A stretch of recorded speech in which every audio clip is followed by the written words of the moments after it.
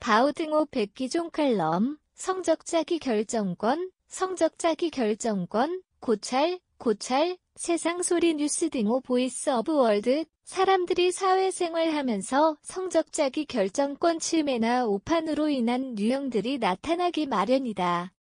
그에 따른 법적 책임과 사회적으로 크나큰 이슈나 가정적으로 파탄에 이르는 경우가 허다하다. 그러한 성적 자기 결정권에 대해 여러 유형과 사례들을 고찰해보자. 지난 9월 14일 신당역 화장실에서 일어난 영무원 살인사건 같은 경우 교통공사 입사 동기이면서 동료 직원 여성에게 전주환 31세 이 호감을 표시하고 이성적 만남을 요구하였다.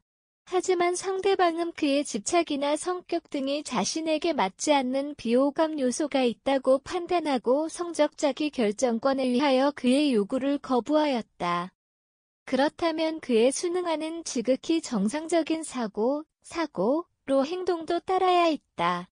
그럼에도 상대방 신체에 대한 불법 촬영물로 강요나 협박을 하고 방어적으로 고소에 이르러 피해자에게 결국은 살인이라는 극단적인 결과의 실행을 저지르고 말았다.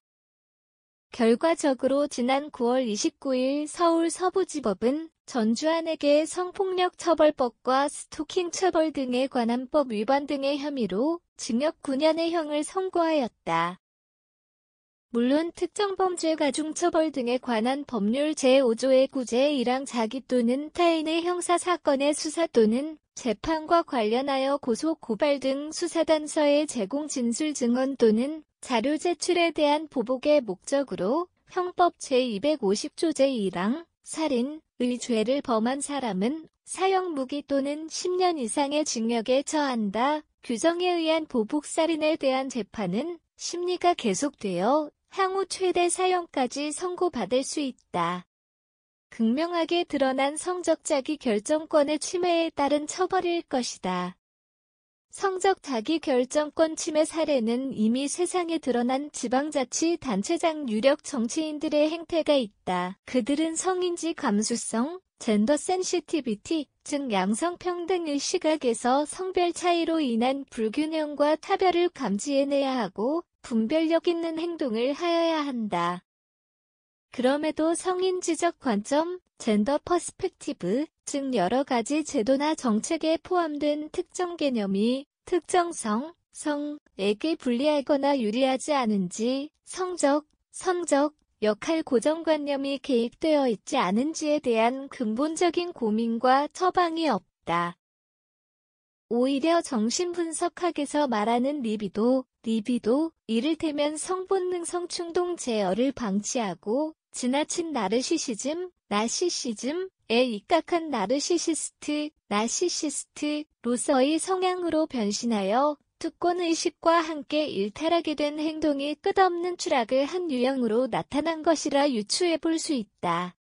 그들의 결말은 이루 형용하기조차 어려운 파멸의 길로 떨어지고 말았다.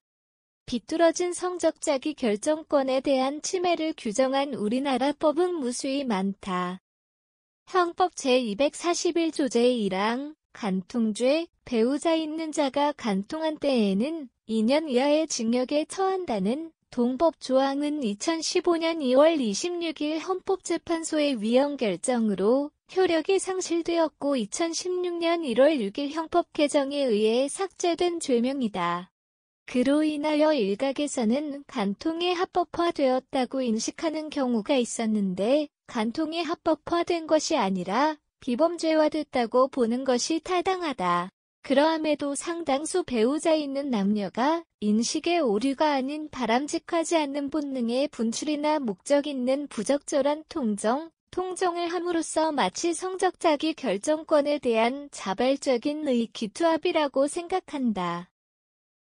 하지만 2022년 7월 말 통계청 인구 동향 조사에 의하면 월간 이혼 건수 535건 2021년 말 기준 10만 1,673건의 이혼이 이루어지고 있는 걸 감안한다면 경제적 이유도 있겠지만 배우자 불륜이 높은 비율을 차지하고 있다고 분석되고 있다. 부적절한 성적 자기 결정권 행사는 굴절된 인생의 본보기일 뿐이다. 참고로 배우자 있는 사람들의 굴절된 성적 자기 결정권 행사는 유책 배우자에 대한 이혼과 공동재산 분할 청구 소송이나 친권 소송 등 나아가 상간자에 대한 손해배상 청구 소송까지 감수해야 한다. 성적 자기 결정권의 오판 남용과 침해 사례를 열거한다면 이루 헤아릴 수 없을 정도이다. 금품을 주고받고 그 대가로 성적 자기 결정권을 사거나 팔았다면 어떨까? 성매매 알선 등 행위의 처벌에 관한 법률에 의하면 성매매를 한 사람은 1년 이하의 징역이나 300만 원 이하의 벌금 구류과료에 처한다고 규정돼 있다. 상대방의 이사에 반한 추행은 형법상 강제추행죄로 10년 이하의 징역 1,500만 원 이하의 벌금에 처한다고 규정돼 있다. 의사에 반한 간음은 강간죄로 3년 이상의 징역에 처한다고 규정돼 있다. 상대방의 만취나 약물 중독 등에 의한 심신 상실의 상태를 이용 간음하거나 추행한 자는 중강간 중강제 추행죄 3년 이상의 징역이나 10년 이하의 징역에 처한다는 규정이다. 미성년자 등 간음은 5년 이하 징역 업무 고용 기타 관계로 인하여 자기의 보호 또는 감독을 받는 사람에 대하여 위계 위력으로서 간음한 자는 7년 이하의 징역 규정이다.